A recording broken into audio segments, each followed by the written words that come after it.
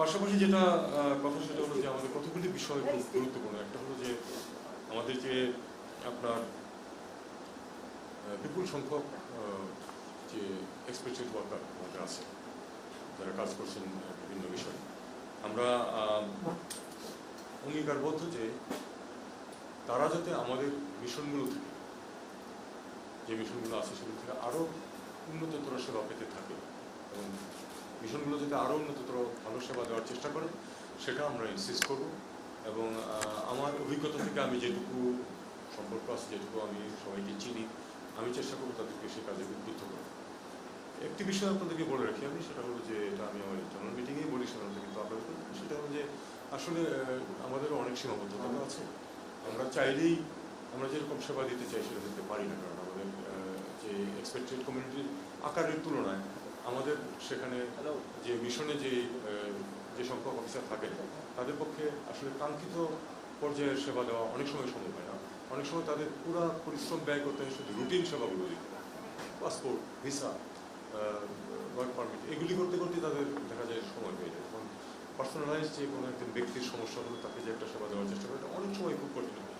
তারপরে আমরা চেষ্টা করবো যে অন্ততপক্ষে যারা কোনো ডিস্ট্রেসে যায় তারা যেন মিশন থেকে সহায়তা পায়, অন্তত একটু হাসি মুখে সুন্দর করে যেন সবাই কথা বললে তো অনেকে যারা ডিস্ট্রেস থাকে এই জিনিসগুলো আমরা বিশেষ করে আমি আমার অফিসার থেকেও বলেছি, আপনাদেরকে আমি এটা জানাচ্ছি।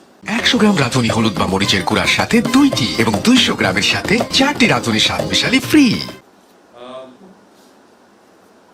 কিছু কিছু মিশনে কিন্তু একটু মিছিল টিছিল হয়েছে এই এই বৈষম্যবিরোধী ছাত্র আন্দোলনের সমর্থন।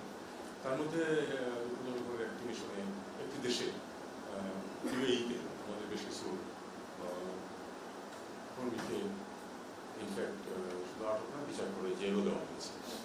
তো এই বিষয়টা আমরা গভীরভাবে দেখছি, যেন তারা কিছুতেই সাফার না করার চেষ্টা করা হচ্ছে। আশা করছি যে আজকে কালকের মধ্যে চিফ অ্যাডভাইজার সাহেব সম্মতি দিয়েছেন যে উনি নিজে কথা বলবেন তাদের দুর্ঘটনা কর্তৃপক্ষের সাথে, যাতে করে তারা এই সহায়তা পেতে পারে, অন্তত তাদেরকে যেন মুক্তি দেওয়া হয় কোনো শাস্তি ছাড়।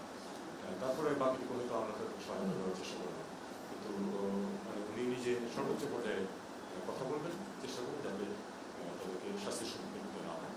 তারা হয়তো স্থানীয় আইনে হয়তো ব্যত্যয় ঘটিয়েছে, তারা যে কারণে তারা আমরা সেই দেশকে কিন্তু দোষারোপ করতে পারি না, তাদের যে আইন আছে সেই অনুযায়ী তারা কাজ করেছে।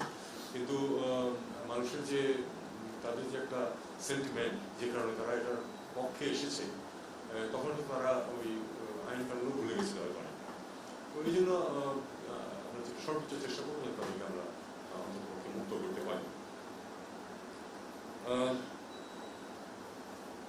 আর যেটা আমরা পাশাপাশি মনে করি যে কোনো ধরনের বৈষম্যমূলক আচরণ তার সাথে আমরা করবো না বাইরে তাদেরকে, কারণ বৈষম্যের বিরুদ্ধে পুরো ব্যাপারটা।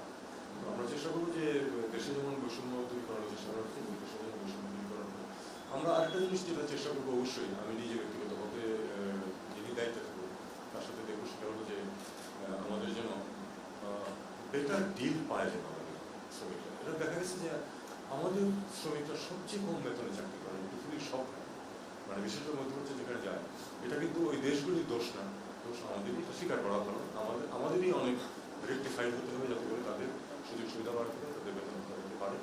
এবং এই বেতন ভাতা যদি বাড়ে তারা যদি একটু বেটার লিভিং পায়, তাহলে কিন্তু তারা যে বিভিন্ন ধরনের অভিযোগ আসে যে তারা অনিয়ম করে, সেগুলি থেকে কিন্তু তারা সরে আসে।